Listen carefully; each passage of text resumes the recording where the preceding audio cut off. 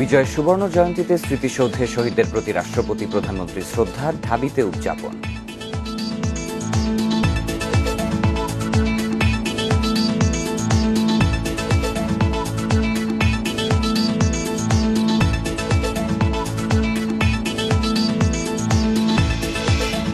বিজয় উদযাপনে থাকবেন ভারতের রাষ্ট্রপতি। ঢাকা দিল্লি ঐক্যে আঞ্চলিক শান্তি বললেন প্রধানমন্ত্রী।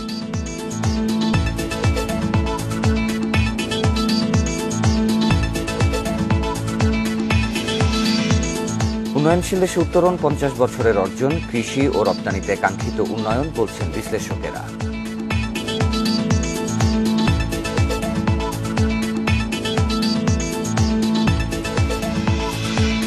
দেশের 18 ভাগ প্রাপ্তবয়স্ক, 12 ভাগ শিশু মানসিক সমস্যায় ভুগছেন, চিকিৎসা পান না 92%।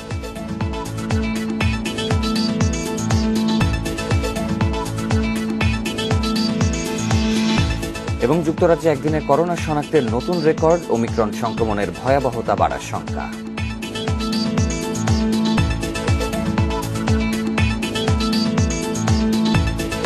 বিজয় দিবসের শুভেচ্ছা জানিয়ে শুরু করছি ইন্ডিপেন্ডেন্ট সংবাদ। সাথে আছি শাফাদ্দিন ফরিদ এবং আমি নুসরাত আফরিন। শিরোনাম শুনছিলেন, চলে যাচ্ছি পুরো খবরে। আজ মহান বিজয় দিবস। বাঙালি জাতির হাজার বছরের শৌর্যবীর্য এবং বীরত্বের এক অবিস্মরণীয় গৌরবময় দিন। সূর্যোদয়ের সাথে সাথে সাভারের জাতীয় স্মৃতিসৌধে শহীদদের প্রতি ফুল দিয়ে শ্রদ্ধা জানান রাষ্ট্রপতি মোহাম্মদ আব্দুল হামিদ ও প্রধানমন্ত্রী শেখ হাসিনা। এরপর শ্রদ্ধা জানান জাতীয় সংসদের স্পিকার শিরিন শারমিন চৌধুরী এবং প্রধান বিচারপতি সৈয়দ মাহমুদ হোসেন। পরে একে একে শ্রদ্ধা নিবেদন করেন উপস্থিত বীরশ্রেষ্ঠ পরিবার, যুদ্ধাহত মুক্তিযোদ্ধা ও বীর মুক্তিযোদ্ধারা। বাংলাদেশে অবস্থানরত বিদেশি কূটনীতিকবৃন্দ, বিভিন্ন রাজনৈতিক ও সামাজিক সংগঠন সহ সর্বস্তরের জনগণ পুষ্পস্তবক অর্পণ করে মহা মুক্তিযুদ্ধে শহীদ বীর মুক্তিযোদ্ধাদের প্রতি শ্রদ্ধা জানাচ্ছেন। এছাড়াও মুক্তিযুদ্ধের মিত্রবাহিনীর সদস্য হিসেবে অংশগ্রহণকারী আমন্ত্রিত সদস্যগণ এবং বিভিন্ন রাজনৈতিক ও সামাজিক সংগঠন সহ সর্বস্তরের জনগণ পুষ্পস্তবক অর্পণ করে মহান মুক্তিযুদ্ধে বীর শহীদদের প্রতি শ্রদ্ধা জানাবেন।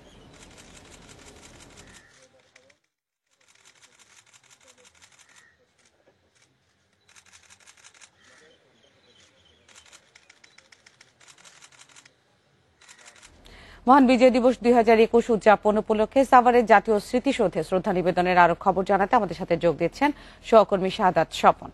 স্বপন, এই মুহূর্তে সেখানে কারা শ্রদ্ধা জানাচ্ছেন এবং কি বলছেন শ্রদ্ধা জানাতে আসা মানুষজন?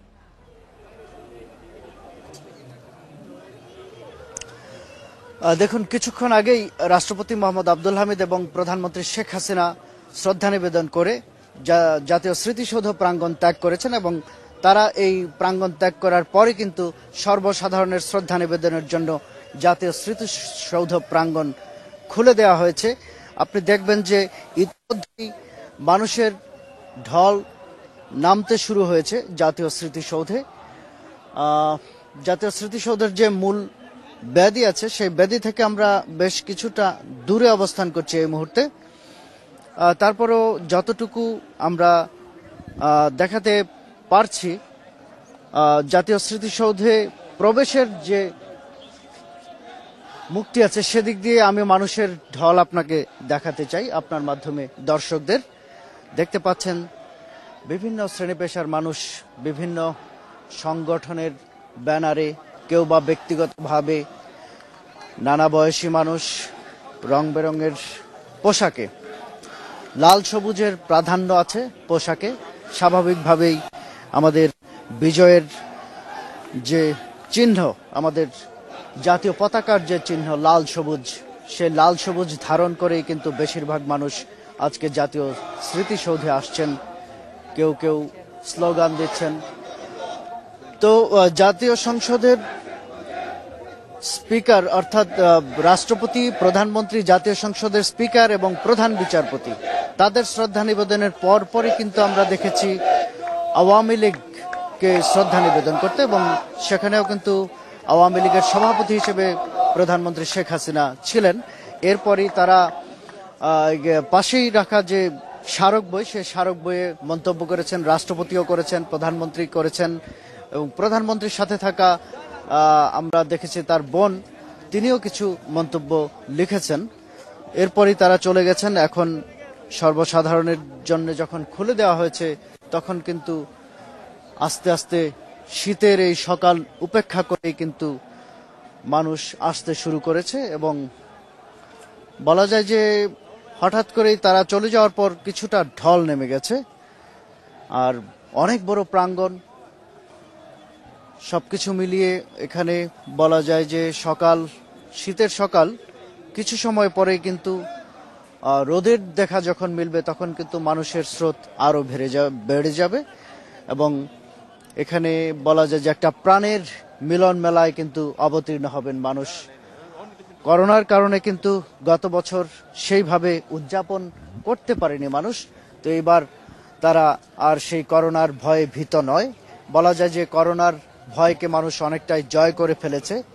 আর যেহেতু বিজয়ের 50 বছর সুবর্ণ জয়ন্তী তো আসলে একবারই আসে, অনেক বড় একটি ক্ষণ বাংলাদেশের, তো এটি উদযাপনে সকাল থেকে সেখানে আছেন, ভোর থেকেই আছেন। আপনার কাছে আরেকটি বিষয় জানতে চাচ্ছি, দর্শকদের জন্য জানাবেন, গতকালকে থেকে আমরা সেখানকার সার্বিক নিরাপত্তা বিষয় নিয়ে আসলে জানাচ্ছিলাম।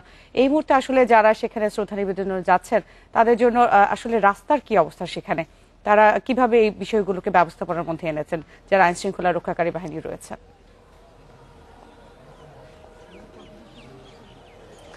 দেখুন, আমরা এখানে এসেছি তখন বাজে রাত 3টা, তখন রাস্তা স্বাভাবিকভাবে ফাঁকা ছিল। আর যেহেতু এখানে রাষ্ট্রপতি এবং প্রধানমন্ত্রী আসার কথা ছিল, কাজে সব জায়গায় কিন্তু নিরাপত্তার ব্যবস্থাটি সর্বোচ্চ গুরুত্ব দিয়ে অটুট রাখা হয়েছিল এবং ধারণা করছি এখন পর্যন্ত তাই আছে, কারণ কিছুক্ষণ আগে কিন্তু এখান থেকে রাষ্ট্রপতি এবং প্রধানমন্ত্রী স্থান ত্যাগ করেছেন। কিন্তু যেহেতু এখানে আজকে বলা যায় যে হাজার হাজার মানুষের সমাগম হবে জাতীয় স্মৃতিসৌধে এবং ঢাকার বিভিন্ন প্রান্ত থেকে বা দেশের বিভিন্ন প্রান্ত থেকে জাতীয় স্মৃতিসৌধে মানুষের স্রোত এসে মিশবে, কাজেই নাগরিকদের নিরাপত্তার বিষয়টিও কিন্তু আইন শৃঙ্খলা রক্ষাকারী বাহিনীর যে যারা দায়িত্বপ্রাপ্ত আছেন তারা কিন্তু নিশ্চিত করবেন, এরকমটি আমরা জানতে পেরেছি। এই জন্য বিভিন্ন গুরুত্বপূর্ণ সড়কে কিন্তু আইন শৃঙ্খলা রক্ষাকারী বাহিনীর অতিরিক্ত সদস্য মোতায়েন থাকবে। আর জাতীয় স্মৃতিসৌধ যেখানে এসে মানুষের প্রাণের মিলন মেলায় যেখানে মিলবে, সেখানে কিন্তু চারপাশেই কিন্তু নিরাপত্তা ব্যবস্থা গত কয়েকদিন যাবতই জোরদার করা হয়েছিল এবং আজকে তো সঙ্গত কারণেই সারাদিনই এখানে নিরাপত্তার ব্যবস্থাটি জোরদার থাকবে এবং আজকের দিনটি যেন সুন্দরভাবে উদযাপন করা যায়, আজকের পর্বটি, এই বিষয়ে সর্বোচ্চ চেষ্টা কিন্তু আইন শৃঙ্খলা রক্ষাকারী বাহিনীর পক্ষ থেকে করা হচ্ছে এবং প্রশাসনের পক্ষ থেকেও কিন্তু সে ধরনের ব্যবস্থা নেওয়া হয়েছে। আমরা এখানে এসে এই বিষয়টি সেই সকাল থেকে অর্থাৎ রাত থেকে কিন্তু আমরা সেটি অবলোকন করেছি এখানে এবং এখন পর্যন্ত কিন্তু সেই ধারাটি অব্যাহত আছে। তো আমি আবার ফিরে যেতে চাই মানুষের স্রোত ধারা দেখানোর জন্য। দেখতে পাচ্ছেন যে জাতীয় স্মৃতিসৌধের দিকে কিন্তু ইতোমধ্যেই শত শত মানুষের উপস্থিতি হয়ে গেছে এবং ক্যামেরার পেছন দিকে যেদিকে আমি দেখাতে পারছি না সেদিকেও কিন্তু হাজার হাজার মানুষ এদিকে আসতে শুরু করেছেন, অর্থাৎ জাতীয় স্মৃতিসৌধের প্রাঙ্গণে ৭১-এর মহান মুক্তিযুদ্ধের শহীদদের প্রতি শ্রদ্ধা নিবেদনের জন্য কিন্তু মানুষ আসছেন এবং এটি আজকে দিনব্যাপী কিন্তু চলতে থাকবে এবং আমরা পরবর্তীতে আবার যুক্ত হব এবং জানাবো জাতীয় স্মৃতিসৌধে ৭১-এর বীর শহীদদের প্রতি সর্বসাধারণের শ্রদ্ধা নিবেদনের শেষ খবর। তো এই ছিল আমার কাছে জাতীয় স্মৃতিসৌধ থেকে এ পর্যন্ত শেষ খবর। বিজয় দিবসের যে মূল উদযাপন তার খবর জানাচ্ছিলেন সাভার জাতীয় স্মৃতিসৌধ থেকে আমাদের সহকর্মী শাহাদাত স্বপন। আজ মহান বিজয় দিবস, বিজয়ের সুবর্ণ জয়ন্তী। ৭১-এর এই দিন পাকিস্তানি শোষণের শৃঙ্খল ভেঙে ৩০ লাখ শহীদের রক্তে ভেজা এই বাংলায় আসে স্বাধীনতা, বহুকাঙ্ক্ষিত সেই বিজয়। এখন ক্ষুধা, দারিদ্র্যমুক্ত, বৈষম্যহীন, অসাম্প্রদায়িক বাংলাদেশের স্বপ্নে যে জয় অর্জিত হয়েছিল তার যথার্থ বাস্তবায়নের তাগিদ দিচ্ছেন গবেষক, রাজনীতিকেরা। দুঃখ ভারাক্রান্ত মন নিয়ে রমনার ঐতিহাসিক রেসকোর্স ময়দানে ৭১-এর ৭ই মার্চ স্বাধীনতা উন্মুখী জনতার সামনে পাকিস্তানের সঙ্গে পথ চলার ২৩ বছরের ইতিহাস তুলে ধরেন বাঙালির অবিসংবাদিত নেতা বঙ্গবন্ধু শেখ মুজিবুর রহমান। ২৩ বছরের ইতিহাস, মুমূর্ষ নরনারীর আর্তনাদের ইতিহাস, বাংলার ইতিহাস, এদেশের মানুষের রক্ত দিয়ে রাজপথ রঞ্জিত করার ইতিহাস। দিক নির্দেশনামূলক সেই ভাষণে মুক্তিকামী বাঙালিকে বজ্রকণ্ঠে উদ্দীপ্ত করেন তিনি। এবারে সংগ্রাম আমাদের মুক্তির সংগ্রাম।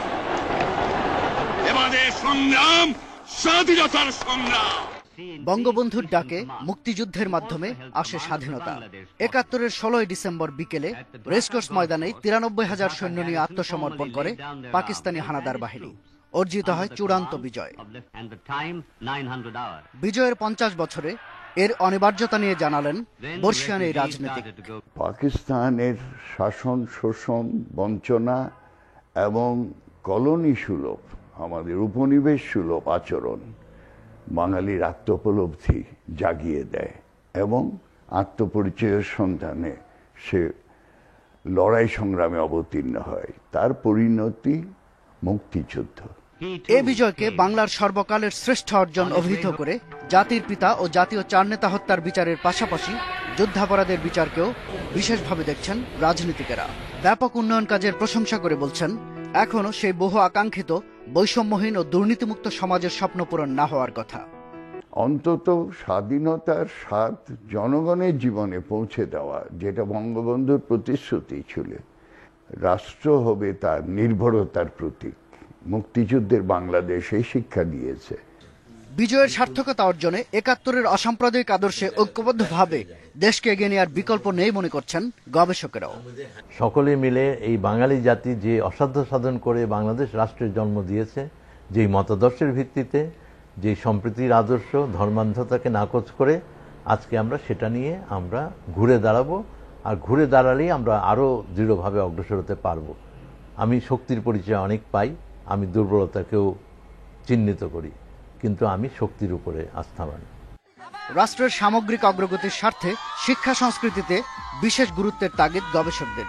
বলছেন, তাহলেই নতুন প্রজন্মের হাত ধরে প্রতিক্রিয়াশীলতাকে পেছনে ফেলে প্রগতিশীলতার পথে ধাবিত হবে দেশ। শাহাদাত স্বপন, ইন্ডিপেন্ডেন্ট নিউজ, ঢাকা।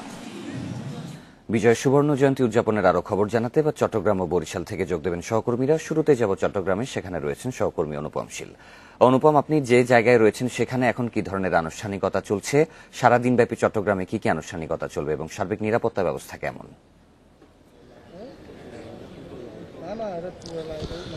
ইতোমধ্যে চট্টগ্রামের যে কেন্দ্রীয় শহীদ মিনার রয়েছে, এই শহীদ মিনারে সাধারণ মানুষের জন্য খুলে দেওয়া হয়েছে। অর্থাৎ আমরা দেখেছি যে ভোরে একেবারে সূর্যোদয়ের কিছু সময় পরে এখানে গার্ড অব অনারের মধ্য দিয়ে আজকের দিনের যে আয়োজন সেটি শুরু হয় এবং এর পরে প্রশাসনের কর্মকর্তারা, বিশেষ করে পুলিশ প্রশাসন, জেলা প্রশাসন, বিভাগীয় প্রশাসন এবং চট্টগ্রাম সিটি কর্পোরেশনের পক্ষ থেকে শহীদদের প্রতি শ্রদ্ধা জানানো হয়। এবং সেখানে আমরা দেখেছি যে এই অর্থাৎ সরকারি কর্মকর্তা এবং কর্মচারীদের এই শ্রদ্ধা জানানোর পরে কিন্তু সাধারণ মানুষের জন্য একটি খুলে দেওয়া হয়েছে। যদিও এখনো পর্যন্ত এখানে ভিড় যথেষ্ট কম, অর্থাৎ আমরা যেটি ধারণা করছি যে হয়তো বেলা বাড়ার সাথে সাথে এখানে এই ভিড়টি বাড়তে শুরু করবে, তবে ইতিমধ্যে অনেকেই এখানে আসতে শুরু করেছেন। আর আজকে চট্টগ্রামে বেশ কিছু অনুষ্ঠান বিভিন্ন স্তরে রয়েছে। বিশেষ করে চট্টগ্রাম সিটি কর্পোরেশন, চট্টগ্রাম জেলা প্রশাসনের উদ্যোগে আলাদা আলাদা জায়গায় কুচকাওয়াজ, শিশু কিশোরদের কুচকাওয়াজের আয়োজন করা হয়েছে। এছাড়া বিকেলে যেহেতু সারা দেশে একটি শপথ বাক্য পাঠের অনুষ্ঠান রয়েছে, সেটিও খুব সাড়ম্বরে সিটি কর্পোরেশন এবং জেলা প্রশাসনের পক্ষ থেকে আয়োজন করা হচ্ছে। এর বাইরে আমরা দেখছি যে বিভিন্ন সামাজিক সাংস্কৃতিক সংগঠন এই মুক্তিযুদ্ধের বিজয়ের ৫০ বছরকে ঘিরে নানা অনুষ্ঠানের আয়োজন করেছে। এর মধ্যে চট্টগ্রাম প্রেস ক্লাব, চট্টগ্রাম সাংবাদিক ইউনিয়ন সহ অনেকগুলো সাংস্কৃতিক সংগঠন, সামাজিক সংগঠন তারা এবং পেশাজীবী সংগঠন তারা এই বিজয়ের এই মুহূর্তটিকে উদযাপন করার জন্য প্রস্তুতি নিয়েছে এবং সেটি কিছুক্ষণ পরেই সেই আয়োজনগুলো শুরু হবে। আর এই আমরা যেই শহীদ মিনারটিতে আছি, এই শহীদ মিনারকে ঘিরে কিন্তু বিশেষ নিরাপত্তা ব্যবস্থা সাজানো হয়েছে চট্টগ্রাম মহানগর পুলিশের পক্ষ থেকে এবং এখানে প্রায় ২ বর্গ কিলোমিটারের মধ্যে যান চলাচল বন্ধ করে দেওয়া হয়েছে এবং একটি নির্ধারিত রুট ধরেই যারা এখানে শ্রদ্ধা জানাতে আসবেন তাদেরকে আসতে বলা হচ্ছে এবং আরেকটি নির্ধারিত রাস্তা ধরে তাদের এখান থেকে শহীদ মিনার প্রাঙ্গণ ত্যাগ করার জন্য নির্দেশনা দেওয়া হয়েছে। অর্থাৎ পুরো প্রক্রিয়াটি, শ্রদ্ধা জানানোর পুরো প্রক্রিয়াটি যাতে সুন্দরভাবে সম্পন্ন হয় সেজন্য প্রশাসনের পক্ষ থেকে প্রস্তুতি নেওয়া হয়েছে। আর আমরা এখানে শ্রদ্ধা জানানোর পর মুক্তিযোদ্ধা, চট্টগ্রাম সিটি কর্পোরেশনের মেয়র, এছাড়া জেলা বিভাগীয় পর্যায়ের বিভিন্ন কর্মকর্তাদের সাথে কথা বলেছেন। তারা সকলেই বলছেন যে একটি উন্নত বাংলাদেশের যে যোদ্ধা, চট্টগ্রাম সিটি কর্পোরেশনের মেয়র, এছাড়া জেলা বিভাগীয় পর্যায়ের বিভিন্ন কর্মকর্তাদের সাথে কথা বলেছেন। তারা সকলেই বলছেন যে একটি উন্নত বাংলাদেশের যে স্বপ্ন বঙ্গবন্ধু দেখেছিলেন, সেই স্বপ্নের পথে যে এখন যে যাত্রা সেটি চলছে। তারা বাংলাদেশ যে উন্নত দেশে পরিণত হওয়ার যে যাত্রার মধ্য দিয়ে আছে, সেটি খুব শীঘ্রই হয়তো চতুর্থ শিল্প বিপ্লবের নেতৃত্বের মধ্য দিয়ে আগামী দিনগুলোতে এই বাংলাদেশ এগিয়ে যাবে। তো এই ছিল এখানকার সর্বশেষ খবরাখবর। আমরা এখন একটু বরিশালে যেতে চাই। বরিশালে আমাদের সাথে যুক্ত হচ্ছেন আমাদের সহকর্মী মুরাদ হোসেন, এবং মুরাদ হোসেনের কাছে আমি জানতে চাইব মূলত এই বিজয়ের 50 বছর সুবর্ণ জয়ন্তীর পাশাপাশি বঙ্গবন্ধুর জন্ম শতবর্ষ, এটিকে ঘিরে আসলে সাধারণ মানুষের প্রত্যাশা কেমন?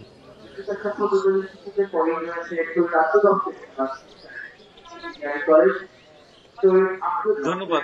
আসলে বরিশালের যে প্রত্যাশা, সেটা আমরা এই ডিসেম্বরের শুরু থেকে এখন পর্যন্ত দেখছি এবং তার উপস্থাপনও দেখছি। সেটি হচ্ছে কি একচুয়ালি মুক্তিযুদ্ধের যে চেতনা, মুক্তিযুদ্ধের যে ভাষা, সেটিকে সমুন্নত রাখা, সেই চেতনাকে সমুন্নত রাখা এবং স্বাধীনতার পক্ষে শক্তির ঐক্যের সাথে আবার এগিয়ে যাওয়া, সামনের দিকে দেশকে পরিচালনা করা, সামনের দিকে দেশের সমৃদ্ধি কামনা, সামনের দিকে, এটি হচ্ছে আশা বরিশাল মানুষের প্রত্যাশা। এবং গতকাল রাত থেকে মহান বিজয় দিবসের পালনের কর্মসূচি শুরু হয়েছে। জানেন আপনারা যে রাজনৈতিকভাবে গতকাল বাংলাদেশ আওয়ামী লীগ জেলা, মহানগর এবং এর অঙ্গ সংগঠনগুলো টর্চার সেল যেটি রয়েছে সেখানে তারা পুষ্পার্ঘ্য অর্পণ করেছে শহীদ বেদিতে।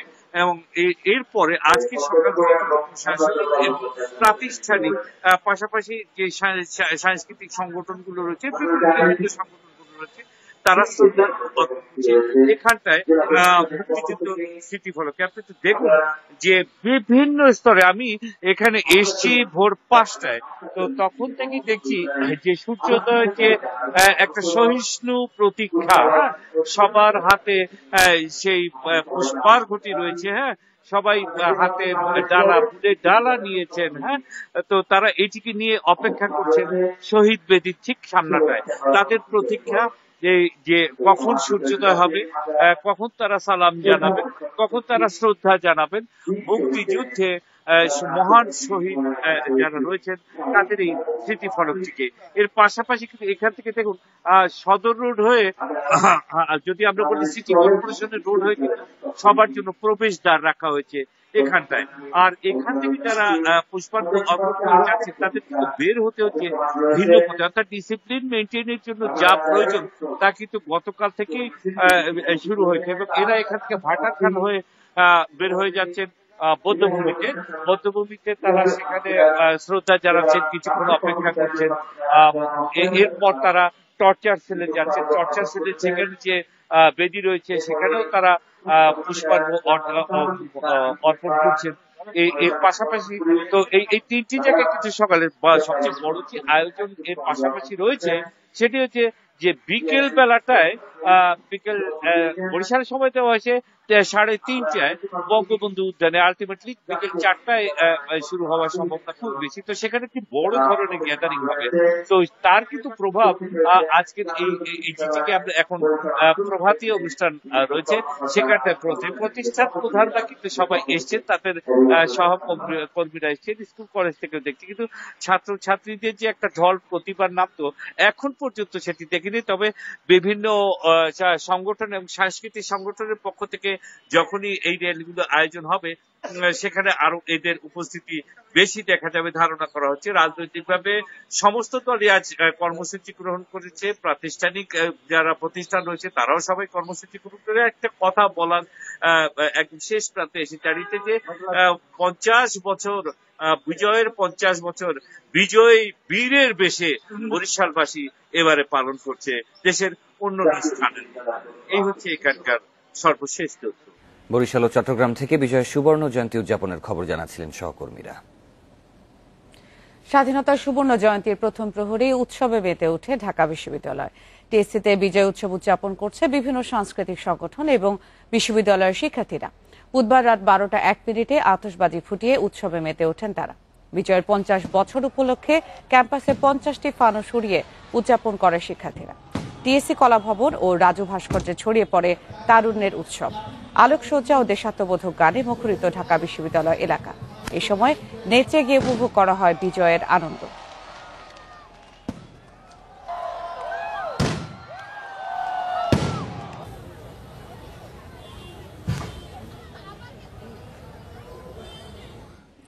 তিন দিনের ঢাকা সফরের দ্বিতীয় দিনে ভারতের রাষ্ট্রপতি আজ জাতীয় প্যারেড গ্রাউন্ডে বাংলাদেশের বিজয় দিবসের সুবর্ণ জয়ন্তী উপলক্ষে সম্মানিত অতিথি হিসেবে যোগ দেবেন। সকাল 10:30টায় তেজগাঁও পুরাতন বিমানবন্দরে সম্মিলিত বাহিনীর বর্ণাঢ্য কুচকাওয়াজে অংশ নেবেন তিনি। বিকেল 4:30টায় বঙ্গবন্ধুর জন্মশতবার্ষিকী ও বিজয় সুবর্ণ জয়ন্তী উপলক্ষে 2 দিনব্যাপী বিশেষ অনুষ্ঠানমালার প্রথম দিনে অনুষ্ঠানে বক্তব্য রাখবেন ভারতের রাষ্ট্রপতি রামনাথ কোবিন্দ। অনুষ্ঠানের শুরুতেই প্রধানমন্ত্রী শেখ হাসিনার পরিচালনায় থাকবে সুবর্ণ জয়ন্তী ও মুজিববর্ষের শপথ। এর আগে বুধবার ঢাকায় আসেন ভারতের রাষ্ট্রপতি রামনাথ কোবিন্দ।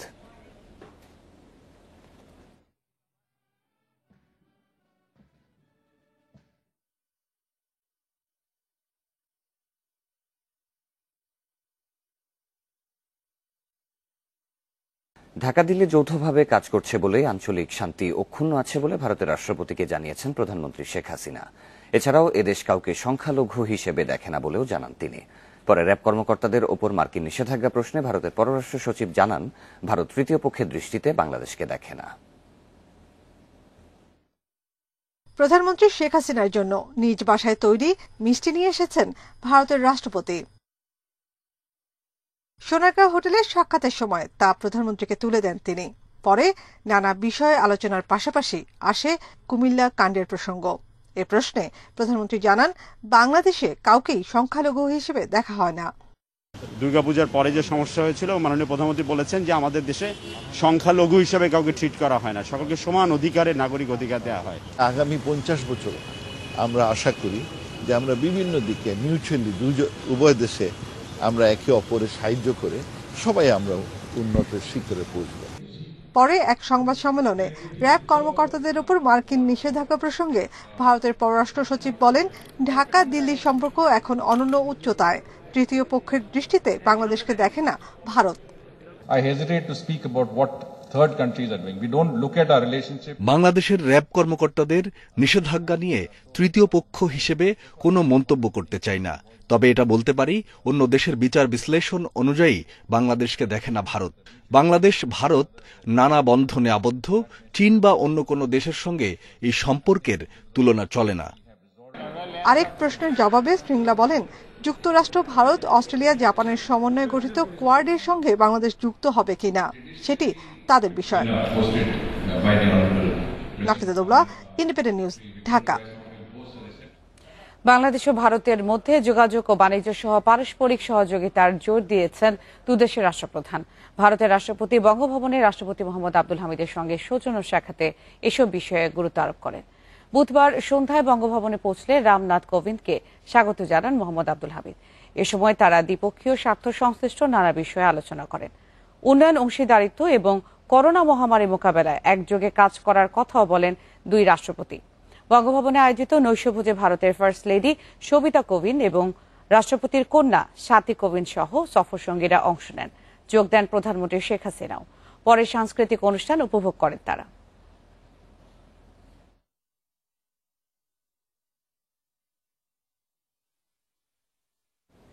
স্বাধীনতার 50 বছরের স্বল্পোন্নত থেকে উন্নয়নশীল দেশে উত্তরণ এবং আর্থসামাজিক নানা সূচকে এসেছে উল্লেখযোগ্য অর্জন। অর্থনীতিবিদরা বলছেন, কৃষি, রপ্তানি, রেমিটেন্স প্রবাহে মিলছে কাঙ্ক্ষিত উন্নয়ন। পরিকল্পনামন্ত্রী জানান, উন্নয়নকে টেকসই করতে প্রকৃতি ও পরিবেশের সুরক্ষা নিশ্চিত করেই এগিয়ে যাবে দেশ। যুদ্ধবিধ্বস্ত বাংলাদেশ ছিল দক্ষিণ এশিয়ার দরিদ্র দেশগুলোর মধ্যে অন্যতম। এরপর বঙ্গবন্ধুর নেয়া নানা উদ্যোগে মাত্র 3.5 বছরে মাথাপিছু আয় 94 থেকে $278 উন্নীত হয়। জিডিপি প্রবৃদ্ধি ছাড়ায় 9%। পরের 3 দশক জিডিপি প্রবৃদ্ধি ও মাথাপিছু আয়ের তেমন গতি দেখা না গেলেও গত এক যুগের ধারাবাহিক উন্নয়নে অর্থনৈতিক কর্মকাণ্ডে এসেছে নতুন মাত্রা। ধান, পাট, সবজি, মিঠাপানির মাছ, আম, আলু সহ কৃষি উৎপাদনে এসেছে ঈর্ষণীয় সাফল্য। গতি বেড়েছে রপ্তানি ও প্রবাসী আয়ে, মাথাপিছু আয় ছাড়িয়েছে $2,500 মার্কিন। মাত্র $8 বিলিয়ন একটা অর্থনীতি 72 সালে, সেটা আজকে $411 বিলিয়ন উন্নীত হয়েছে। এই 50 বছরের এই যে অর্জন, পৃথিবীর খুব কম দেশেই এরকম দেখতে পাচ্ছি। আমার দৃঢ় বিশ্বাস যে আমরা উন্নত দেশও হব, যেটা মাননীয় প্রধানমন্ত্রী বলছেন। শক্তিটা কোথায়? শক্তি প্রথমত কৃষি। এই 50 বছরে কৃষি প্রায় 4 গুণের মতো তাদের উৎপাদন বাড়িয়েছে। দ্বিতীয়ত যেটা কাজ করেছে প্রবাসী আয়। তৃতীয়ত যেটা আমাদের শক্তি, সেটা হলো রপ্তানি। 786 কোটি টাকার বার্ষিক বাজেট দিয়ে শুরু করা বাংলাদেশ এখন ছাড়িয়েছে 6 লাখ কোটির ঘর। বঙ্গবন্ধু 1973 সালে প্রথম পঞ্চবার্ষিক পরিকল্পনায় দারিদ্র্য দূরীকরণ আর অর্থনৈতিক মুক্তির যে পথরেখা তুলে ধরেছিলেন, তার ধারাবাহিকতায় বর্তমান সরকারও পরিকল্পনা গ্রহণ ও তার যথাযথ বাস্তবায়নকে গুরুত্ব দিচ্ছে বলে জানান পরিকল্পনা মন্ত্রী। আওয়ামী লীগ পরিকল্পনার মাধ্যমে কাজ করে। সে পরিকল্পনা শিল্পে, শিক্ষায়, কৃষিতে, প্রতিটি ক্ষেত্রে এই যে আমার যে আবহমানকালের যে প্রাকৃতিক যে আমাদের গঠন, এইটাকে সুরক্ষা দেওয়া, মাটিতে যারা কাজ করছে শুয়ে বসে সারা দেশে ছড়িয়ে ছিটিয়ে, তাদেরকে সংযুক্ত করা, ইনক্লুড করা বাজারের মধ্যে। বাজার হলো সেটার অর্থ। এই হলো আওয়ামী লীগের এখনকার বর্তমান কাজের ধারা। করোনা মহামারী সহ বিভিন্ন প্রতিবন্ধকতা মোকাবিলা করেও বাংলাদেশ যেভাবে অর্থনৈতিক অগ্রযাত্রা ধরে রেখেছে, তা জনগণের অদম্য কর্মস্পৃহা ও সঠিক নেতৃত্বে অব্যাহত থাকবে। উন্নত ও মর্যাদাশীল জাতি হিসেবে বিশ্ব মানচিত্রে পাবে নতুন মাত্রা। এমনটা ধরে রেখেছে, তা জনগণের অদম্য কর্মস্পৃহা ও সঠিক নেতৃত্বে অব্যাহত থাকবে। উন্নত ও মর্যাদাশীল জাতি হিসেবে বিশ্ব মানচিত্রে পাবে নতুন মাত্রা। এমনটাই প্রত্যাশা পর্যবেক্ষকদের। Hari Saha, Independent News, Dhaka. মুক্তিযুদ্ধ আর নদী যেন এক সূত্রে গাঁথা। অপারেশন সার্চলাইট শুরুর পর থেকেই নদীপথে ভারত গিয়ে প্রাণ বাঁচিয়েছে নিরস্ত্র বাঙালি।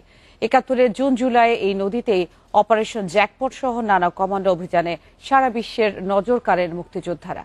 তাই বিজয়ের 50 বছরে এসেছে নদীকে মুক্তিযোদ্ধা ঘোষণার দাবি।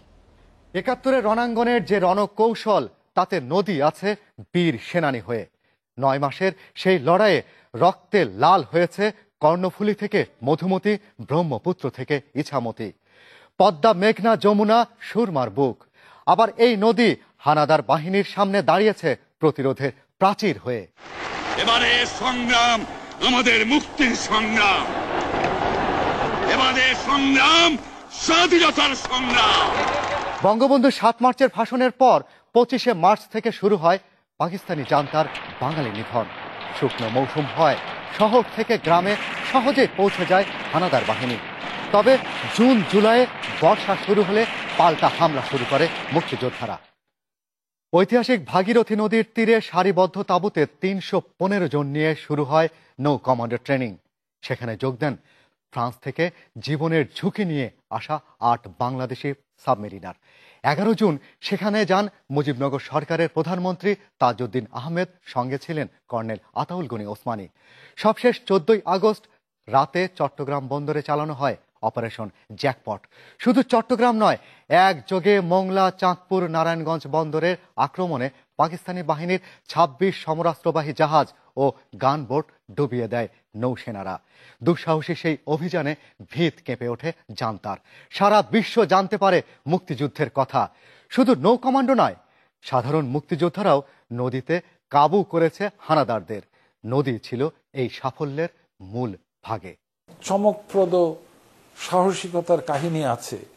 নদীর অবদান, বিলের অবদান, হাওড়ের অবদান, নৌকার অবদান, জেলের অবদান, সেগুলো বোধহয় হারিয়ে যাওয়ার আগে সংগ্রহ করা প্রয়োজন আছে। নদী থেকে শুরু করে খাল, বিল, হাওর, বাওড়, এসবের সঙ্গে সখ্য বাঙালির গভীর। অপারেশন জ্যাকপটের পর সেপ্টেম্বরে রসদবাহী জাহাজের হামলা ও ডিসেম্বরে অপারেশন হট প্যান্টসের পাকিস্তানি নৌশক্তি বিধ্বস্ত করে দেয়। তখন ভৈরব, কর্ণফুলী, ফেনী, বেলুনিয়া, পদ্মা, মহানন্দা, সুরমা, রূপসা, ব্রহ্মপুত্র, শীতলক্ষা, বুড়িগঙ্গা সহ সব নদী যেন দ্বিতীয় মুক্তি বাহিনী।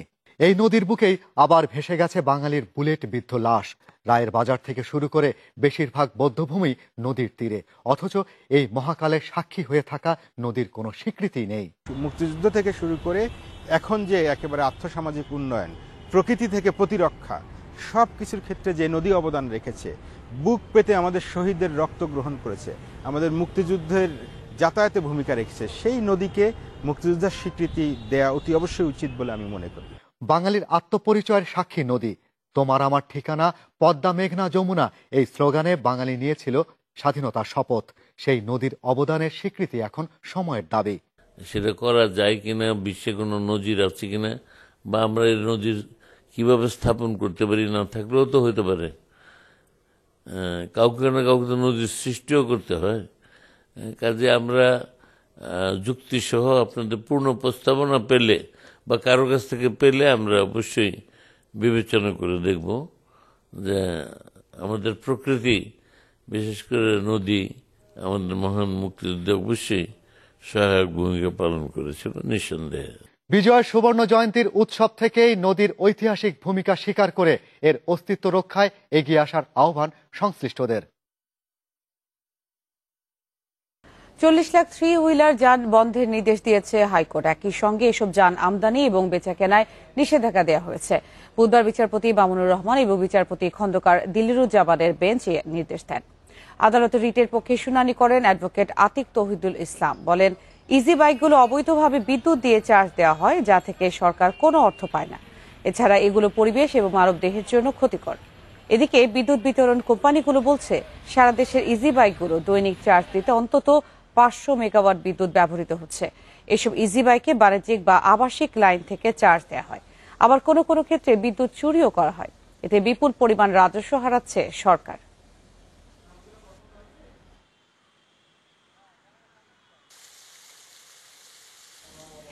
দেশের 18 ভাগ প্রাপ্তবয়স্ক আর 12 ভাগ শিশু কিশোর কোনো না কোনো মানসিক সমস্যায় ভুগছেন। যারা গুরুতর মানসিক রোগে আক্রান্ত, তাদের 42 ভাগের দীর্ঘমেয়াদী নানা রোগ আছে। জাতীয় মানসিক স্বাস্থ্য ইনস্টিটিউটের গবেষণায় এসব তথ্য জানা গেছে। গবেষণায় উঠে এসেছে, মানসিক রোগে আক্রান্তদের 92 ভাগই চিকিৎসার সুযোগ পান না। শরীর ও মনের সুস্থতাই স্বাস্থ্য, কিন্তু মনের স্বাস্থ্যের বিষয়টি দেশে চরমভাবে উপেক্ষিত। স্বাস্থ্য ব্যবস্থায়ও খুব একটা গুরুত্ব পায় না মানসিক সমস্যার চিকিৎসা। জাতীয় মানসিক স্বাস্থ্য ইনস্টিটিউটের গবেষণা বলছে, দেশের 18 ভাগ বয়স্ক জনগোষ্ঠী কোনো না কোনো মানসিক সমস্যায় আক্রান্ত। করোনায় বেড়েছে এই হার। করোনার প্রথম 10 মাসেই আত্মহত্যা করেন 14,000 মানুষ, যা স্বাভাবিক সময়ের চেয়ে বেশি। শুধু তাই নয়, শিশু কিশোরদের মধ্যেও 12 ভাগ কোনো না কোনো মানসিক রোগে আক্রান্ত। পৃথিবীতে যত ধরনের মানসিক রোগ রয়েছে তার 50% শুরু হয়ে যায় 14 বছর বয়সের আগে, এবং 75% শুরু হয় 25 বছর বয়সের আগে। অর্থাৎ কিশোর ও তরুণরাই কিন্তু মানসিক স্বাস্থ্য সংকটের সবচেয়ে বেশি ঝুঁকিতে রয়েছে। এছাড়া 15 থেকে 29 বছর বয়সী মানুষের মৃত্যুর দ্বিতীয় সর্বোচ্চ কারণ হচ্ছে আত্মহত্যা। অর্থাৎ আমরা যদি কিশোর ও তরুণদের মানসিক স্বাস্থ্যের দিকে অধিকতর মনোযোগ দেই, তাহলে তাদের মানসিক স্বাস্থ্যের উন্নয়ন ঘটবে এবং আত্মহত্যার হারও কিন্তু কমে যাবে। দেশের প্রায় 17 কোটি মানুষের জন্য মনোরোগ বিশেষজ্ঞ মাত্র 300 জন। জেলা ও উপজেলা হাসপাতালে মনোরোগ চিকিৎসার ব্যবস্থা নেই। রোগীদের মাত্র 8 ভাগ চিকিৎসার সুযোগ পান। আর মোট স্বাস্থ্য বাজেটের মাত্র 0.5 ভাগ বরাদ্দ মানসিক স্বাস্থ্যের জন্য। মানসিক স্বাস্থ্য খাতে যদি আমরা কোনো ধরনের বিনিয়োগ করি, বিশ্ব স্বাস্থ্য সংস্থা একটি গবেষণায় দেখিয়েছে সেই বিনিয়োগ কিন্তু 5 বছরের মধ্যে 5 গুণ হয়ে ফেরত আসবে। অর্থাৎ এটিকে তারা বলছে বেস্ট বাই অপশন। অর্থাৎ মানসিক স্বাস্থ্য খাতে আমরা যত বেশি বিনিয়োগ করব, মানুষের মানসিক স্বাস্থ্যকে যত ভালো রাখবো, তত কিন্তু দেশ এগিয়ে যাবে, দেশের প্রবৃদ্ধিও বাড়বে। কারণ good mental health, good politics, good mental health, good education, good mental health, good productivity. স্বাস্থ্য বিভাগ বলছে, মানসিক স্বাস্থ্যকে প্রাথমিক স্বাস্থ্যসেবায় অন্তর্ভুক্ত করতে কাজ শুরু হয়েছে। চূড়ান্ত হয়েছে জাতীয় কর্মকৌশল। এ বিষয়ে আমরা যথেষ্ট গুরুত্ব সহকারে এখন আমরা কাজ করছি যে প্রত্যেকটি জেলায় যাতে আমরা একটা মেন্টাল হেলথ কর্নার অথবা একটা সাইকিয়াট্রিস্টের পদ তৈরি করা, এই বিষয়গুলো আমরা এখন গুরুত্ব সহকারে দেখতেছি। স্বাস্থ্যমন্ত্রী আরও জানান, 2030 সালের মধ্যে দেশে মানসম্মত মানসিক স্বাস্থ্য ব্যবস্থা গড়ে তোলার লক্ষ্যে কাজ করছে সরকার। Hasan Misbah, Independent News, Dhaka. কয়েকদিনের ছুটি ও শীতে ভ্রমণ পিপাসুদের আগমন বেড়েছে রাঙ্গামাটি ও খাগড়াছড়ির পর্যটন কেন্দ্রগুলোতে। এই সুযোগে করোনাকালীন ক্ষতি অনেকটা পুষিয়ে নেওয়া সম্ভব বলে মনে করেন হোটেল মোটেল ব্যবসায়ীরা। পর্যটকদের জন্য নেওয়া হয়েছে পর্যাপ্ত নিরাপত্তা ব্যবস্থা। কাপ্তাই হ্রদের স্থির নীল পানি আর সবুজ পাহাড় দেখতে রাঙামাটিতে পর্যটকদের ভিড়। নৌভ্রমণ করে উপভোগ করছেন প্রাকৃতিক সৌন্দর্য। ভিড় বেড়েছে ঝুলন্ত সেতুসহ রাঙামাটি শহরের বিভিন্ন পর্যটন কেন্দ্রে। মুক্ত পরিবেশ, মুক্তভাবে ঘুরতে পারতেছে, আসলেই ভালো লাগতেছে। তবে সবাই একটু কেয়ারফুল হইতে হবে। যারা দেখেনি তারা অবশ্যই আসবেন, দেখবেন, এটা দেখার মতো একটা সুন্দর জায়গা। এছাড়া প্রতিদিনই সাজেক আসছেন হাজারো পর্যটক। রাঙামাটি নানিয়ারচর লংদু সড়কের কাজ শেষ হলে পর্যটক আরও বাড়বে বলছেন সংশ্লিষ্টরা। বর্তমানে আমরা পর্যটকদের নিকট থেকে ভালো সাড়া পাচ্ছি। প্রতি শুক্র শনিবার আমাদের হোটেলগুলো প্রায় শতভাগ বুকিং থাকছে এবং আমরা আমাদের পর্যটকদের চাহিদা অনুযায়ী সেবা দিয়ে যাচ্ছি।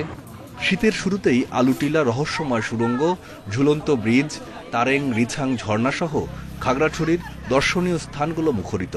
পাহাড়ের সৌন্দর্য দেখে মুগ্ধ পর্যটকরা। সাজেকটা আমার কাছে মনে হয়েছে যে আর কি একটা মাউন্টেনের ভিউ পাওয়া গেছে, মেঘ দেখা গেছে, তো সব মিলায় ভালো আর কি। প্রাকৃতিক যে সৌন্দর্যটা এগুলো ঘর থেকে নেওয়া এলাকায় আসলে কখনো দেখা পসিবল না। আসা যাওয়া কোনো সুবিধা হয়নি, প্রোটেকশনও ভালো। অতিথি বাড়ায় করোনাকালীন ক্ষতি পুষিয়ে উঠতে পারবে বলে আশা ব্যবসায়ীদের। আমরা আশা করছি এই বছর প্রচুর পর্যটক আসবে। আমরা পর্যটকদের সেবা দেওয়ার জন্য আমরা প্রস্তুত আছি। আমরা আশা করছি আমাদের করোনাকালীন যে সমস্যাটা হয়েছিল সেটা আমরা পুষিয়ে দিতে পারবো। এদিকে পর্যটকদের নিরাপত্তায় প্রতিনিয়ত মাঠে কাজ করছে tourist police. Mamunur Rashid, independent News desk. ভয়াবহ রূপ নিচ্ছে করোনার নতুন ধরন ওমিক্রনের সংক্রমণ। বুধবার দেশটিতে ৭৮,০০০-এরও বেশি করোনা রোগী শনাক্ত হয়েছে, যা মহামারী শুরুর পর দেশটিতে একদিনের সর্বোচ্চ শনাক্তের রেকর্ড। যুক্তরাজ্যের প্রধান স্বাস্থ্য কর্মকর্তার সংখ্যা আগামী কয়েক সপ্তাহে পরিস্থিতি আরও ভয়াবহ হবে। বড়দিন উপলক্ষে সাধারণ মানুষকে আরও বেশি সতর্ক হওয়ার পরামর্শ দেন তিনি। নাগরিকদের আবারও করোনার বুস্টার ডোজ নেওয়ার আহ্বান জানিয়েছেন ব্রিটিশ প্রধানমন্ত্রী বরিস জনসন। এদিকে বিশ্বে একদিনে ৭,৫০০-এরও বেশি মানুষের মৃত্যু হয়েছে করোনায়, নতুন করে শনাক্ত প্রায় ৭ লাখ। এ নিয়ে বিশ্বে মোট প্রাণহানি ছাড়ালো ৫৩,৪৪,০০০, মোট আক্রান্ত ২৭,২৪,০০,০০০-এর বেশি। একদিনে সর্বোচ্চ ১,৫০০ মৃত্যু হয়েছে যুক্তরাষ্ট্রে। ফ্রান্স ও জার্মানিতেও উদ্বেগজনক হারে বাড়ছে সংক্রমণ।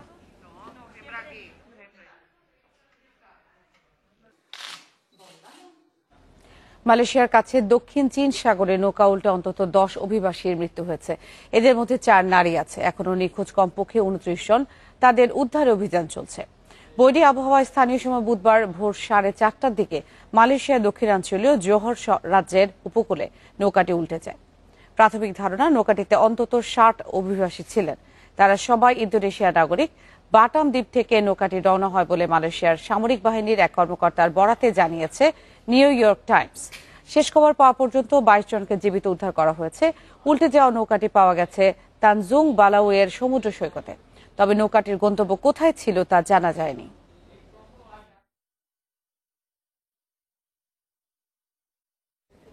ভারতের তামিলনাড়ুতে প্রতিরক্ষা প্রধান বিপিন রাওয়াতকে বহনকারী হেলিকপ্টার বিধ্বস্তের ঘটনায় আহত গ্রুপ ক্যাপ্টেন বরুণ সিং মারা গেছেন। বুধবার সকালে বেঙ্গালুরু সামরিক হাসপাতালে চিকিৎসাধীন অবস্থায় তার মৃত্যু হয় বলে নিশ্চিত করে ভারতীয় বিমান বাহিনী। বরুণের মৃত্যুতে শোক ও তার পরিবারের প্রতি সমবেদনা জানিয়েছেন ভারতের প্রধানমন্ত্রী নরেন্দ্র মোদী। ৮ ডিসেম্বর দুর্ঘটনার পর বরুণ সিংকে উদ্ধার করে ওয়েলিংটনের সামরিক হাসপাতাল ও পরে অবস্থার অবনতি হলে বেঙ্গালুরুর হাসপাতালে নেওয়া হয়। তিনি লাইফ সাপোর্টে ছিলেন বলে জানিয়েছেন কর্মকর্তারা। দুর্ঘটনার দিন হেলিকপ্টারে থাকা প্রতিরক্ষা প্রধান বিপিন রাওয়াত, তার স্ত্রী মধুলিকা সহ ১৪ আরোহীর মধ্যে ১৩ জনের মৃত্যু হয়।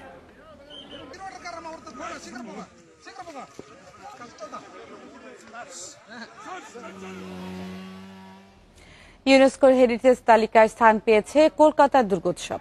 বুধবার ইউনেস্কোর ইনট্যাঞ্জিবল কালচারাল হেরিটেজ অফ হিউম্যানিটির তালিকায় স্থান পায় কলকাতার শারদোৎসব। প্যারিসে আয়োজিত ইন্টার গভর্নমেন্ট কমিটি ১৬তম অধিবেশনে এই সম্মাননা দেওয়া হয়। এর আগে ভারতের কুম্ভ মেলা এই তালিকায় ঠাঁই পেয়েছিল।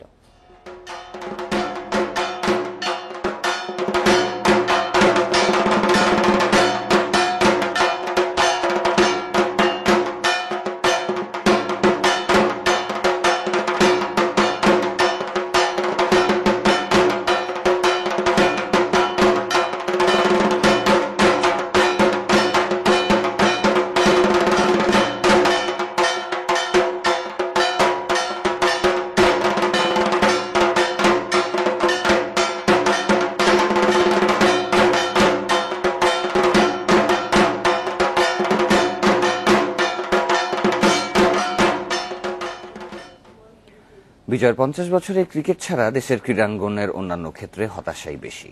ফিফা র্যাঙ্কিংয়ের প্রায় তলানিতে পৌঁছেছে ফুটবল। তবে আর্চারির সাফল্য জাগিয়েছে নতুন আশা।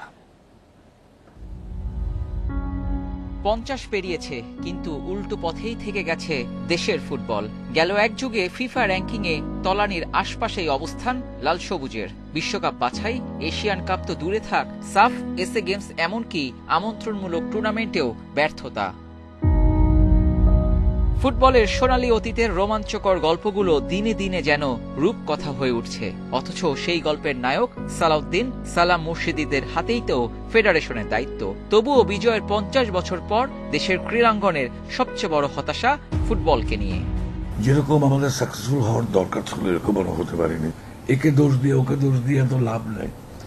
ইট has to be a complete plan back by finance. আমি কিছুদিন ধরে কাজ করছি আর I'm getting all positive vibes from the government sector.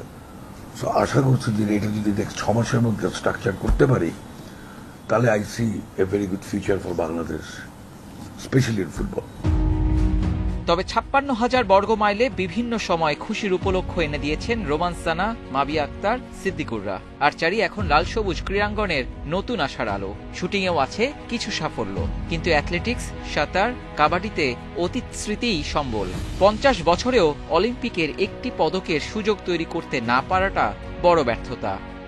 গত 50 বছরের মধ্যে ক্রীড়াঙ্গনটাকে যেভাবে ঢেলে সাজানো উচিত ছিল, টোটালি কিন্তু কিছুই হয়নি। যে সমস্ত ফেডারেশনগুলোতে যে সমস্ত গেমস মেডেল আছে, সেই গেমসগুলোকে যদি আমরা প্রাধান্য দেই, যেখানে মনে করি 20টা মেডেলের খেলা, সেখানে যদি আমরা ওখান থেকে 5টা মেডেলও যদি আনতে পারি, এরকমভাবে যদি আমরা 5-6টা ফেডারেশনকে টার্গেট করে কাজ করতে হলে আমাদের মেডেলের সংখ্যাটা অনেক বাড়বে।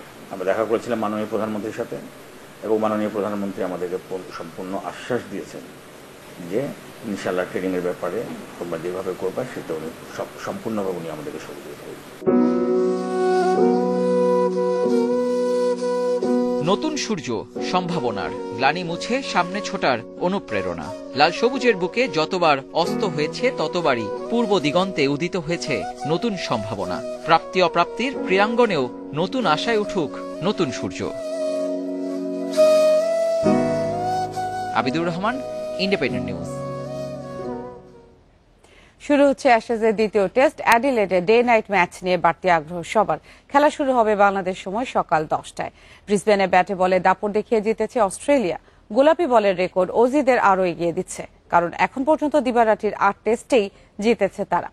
এর মধ্যে অ্যাডিলেডেই হয়েছে 5 ম্যাচ। পাঁজরে হালকা ব্যথা থাকলেও খেলবেন ওয়ার্নার, চোটে পড়া হ্যাজেলউডের বদলি ঝাই রিচার্ডসন। অন্যদিকে কামবাপের লড়াই ইংল্যান্ডের জন্য। অভিজ্ঞ অ্যান্ডারসন ব্রড ফেরায় আত্মবিশ্বাসী 3 লায়ন্স। লড়াই জমাতে ওপেনারদের কাছে বড় ইনিংস চায় সফরকারীদের।